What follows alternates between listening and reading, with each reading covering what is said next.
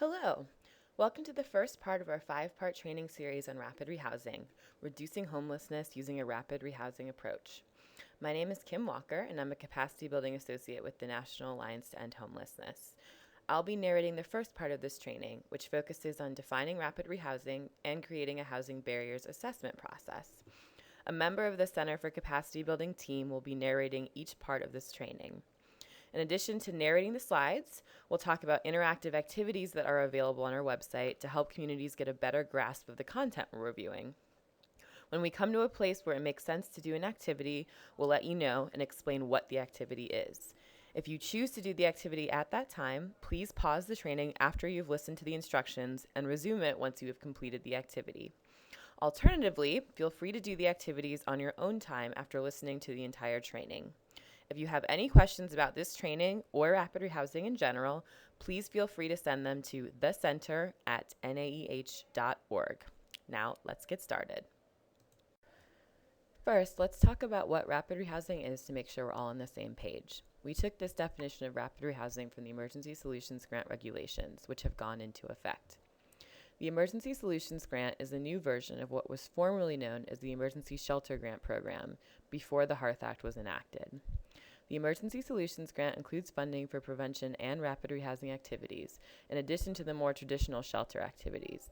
The new ESG regulations define rapid rehousing as including the provision of housing relocation and stabilization services and short and or medium-term rental assistance as necessary to help a homeless individual or family move as quickly as possible into permanent housing and achieve stability in that housing. Let's break this definition down a little. From this definition, we can see that rapid rehousing includes service provision related to relocating the household to permanent housing and additional services once there to help them stabilize in their unit. It also typically includes a short to medium-term subsidy that does not exceed 2 years. We have seen that the majority of households in the programs we've looked at have remained successfully housed even after the subsidy ends. Rapid rehousing is for homeless individuals and families and can be used with all kinds of households, including those with many barriers to returning to housing. I'll discuss what as quickly as possible, or the rapid piece of rapid rehousing, means on the next slide. Finally, it's important to remember that communities may have very specific ideas about rapid rehousing based on what their community has done with it in the past. For example, what the community offered through its HPRP, or Homelessness Prevention and Rapid Rehousing Program. A lot of these more specific choices about funding are made at the local level, so I encourage you to become educated about what decisions your community has made and think through what tweaks may be necessary as you go through this training. Going back to what rapid means, there's a few ways to interpret that. The preamble of the HEARTH Act sets the goal that no one should be homeless for longer than 30 days. This is an admirable goal that communities should strive for, but for many communities it may not be attainable immediately. What might make more sense for now is to 1, look at the current average length of stay in your system and look to reduce that number, and 2, commit to beginning the housing barriers assessment process within days of a household entering the homeless assistance system. The housing barriers assessment process is composed of a screening tool administered to households to determine what obstacles they have to obtaining and maintaining permanent housing. Having a process like this in place will ensure that the emphasis throughout the system is on moving people out of homelessness and into permanent housing. Let's look at the housing barriers assessment process in more detail. The information you want to gather falls into 2 categories: barriers to accessing or obtaining housing and barriers to retaining or maintaining housing. Your initial focus should be on the barriers to obtaining housing. This focus is very important in ensuring that your system is doing everything it can to get people back into permanent housing quickly. This means you need to address barriers to obtaining housing, such as landlord screening barriers, including rental history, criminal history, and income, first. Use this information to determine the level of subsidy a household may need, in addition to other needs such as money for rental arrearages and services. This information should also be used to determine what other strategies can be helpful in addressing the household's barriers to returning to housing. After you've gotten the household back into housing, it's time to address barriers that may impact their ability to maintain it, such as substance abuse or mental illness issues and lease compliance problems. While it's fine to identify these issues early on, it will be doing a disservice to your client if you keep them out of housing longer by trying to fix all these issues beforehand. An example of this would be making a household complete a financial literacy or budgeting course before helping them locate and return to permanent housing. While budgeting skills are important, they are something that can easily be taught and communicated after the household has relocated to permanent housing. Here are some additional things to think about regarding the barrier assessment process. Each of the barriers you're addressing with the household at first should be related to things that are preventing them from getting back into permanent housing. For many households that have substance abuse or mental illness issues, while these may cause them problems, these are not issues that are preventing them from getting back into a unit. Rather, they are issues related to their ability to maintain a unit. Again, many of the issues related to obtaining housing that households will have will be related to income, which can be temporarily solved by providing a subsidy, and issues with rental or criminal history. As for the last 2 points on the slide, programs should address a household's barriers to maintaining housing through their housing plans and service provision strategies, which we'll talk more about in the service part of this training. Additionally, programs should be prepared to make adjustments to housing plans as necessary. For those of you who are doing the interactive activities with this training, now is the time to do the housing barriers assessment activity. As you'll see on the worksheet, there are 5 blank lines with 3 checkboxes underneath. Your job is to come up with 5 questions that you need to ask to discover a household's barriers to obtaining housing. Under each question, fill out 3 potential answer choices a household could give next to the checkboxes. For each answer, label whether it is an answer typically associated with low, moderate, or high barrier households. You can do this activity alone or in a small group. When we do this activity in person, we typically give people about 15 minutes to complete it. If you want to do the activity now, pause the training and restart it when you are ready to continue. Let's look at what a high barrier household might look like. Those of you that did the barriers assessment exercise can check your answers against the next few slides. We've developed profiles of what households with low, moderate, and high barriers to re-entering and maintaining permanent housing might look like. The profiles are based on tools we've gotten from other communities and what we've seen in the field. Households may not fit into any of these categories exactly, and that's fine. This is just a starting point.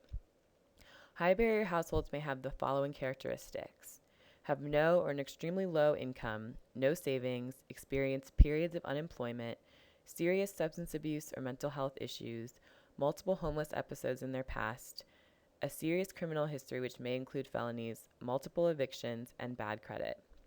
These households will probably require more financial assistance up front, possibly to incentivize a landlord or pay off rental arrearages, and may require a longer and deeper subsidy than the other households we'll talk about, perhaps in some cases a subsidy that lasts a year or more. They will need staff to accompany them to landlord interviews and assist them with the process of finding units. They will also require scheduled visits weekly for at least the first 2 months of the program, with a few unscheduled drop-in visits mixed in to ensure they are on track in terms of maintaining their unit and on track with their housing plan. Service provision, like their subsidy, may need to be longer and more intensive than it is with low or moderate barrier households. Finally, landlords should be offered access to a specific staff member with the Rapid Rehousing program for up to a year.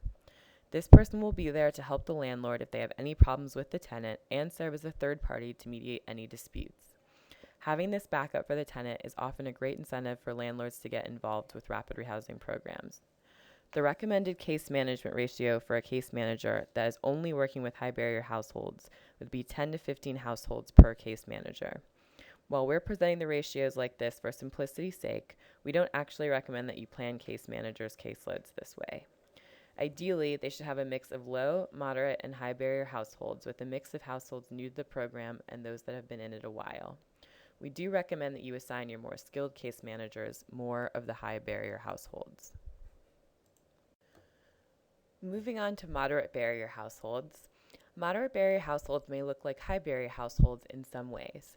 They may also have no income or be extremely low income, have no savings, experience inconsistent employment, and have substance abuse or mental illness issues that somewhat impact their ability to comply with the lease. They may also have a minor criminal history that may include a few misdemeanors but no felonies, previous evictions, and poor credit.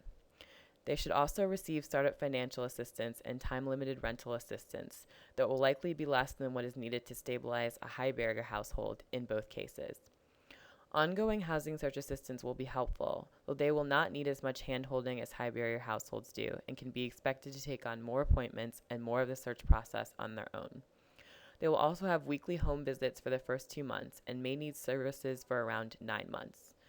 The landlord should be offered 9 months of access to a specific staff member in the Rapid Rehousing program to help them solve any problems with the tenant.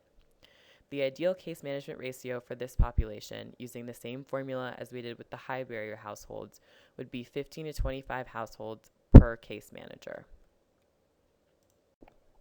Low barrier households will likely require much less attention and fewer resources than the other households we've discussed.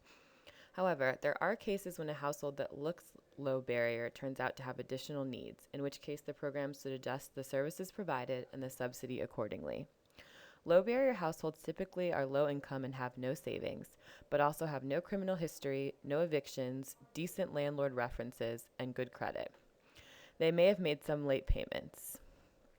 They should be offered rental assistance, so they may not need more than a few months' help, and some limited assistance with the housing search process, which might include receiving a list of friendly landlords or more affordable units in the area.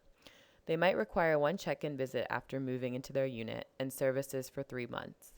Their landlord should have contact information for the program, but does not necessarily need to be able to get in touch with a specific staff member. Case management ratios for low barrier households should be 1 case manager for every 20 to 30 households. This concludes part 1 of our training, Reducing Homelessness with the Rapid Rehousing Approach. The next parts will be as follows. Housing search and location and landlords, which will focus on how to find potential housing units and develop strong landlord relationships. A part on subsidies, which will discuss how to fund subsidies, models for providing them, and how to make adjustments to household subsidies if necessary. A piece on supportive services, which will talk about how and where to provide services effectively under a rapid rehousing model.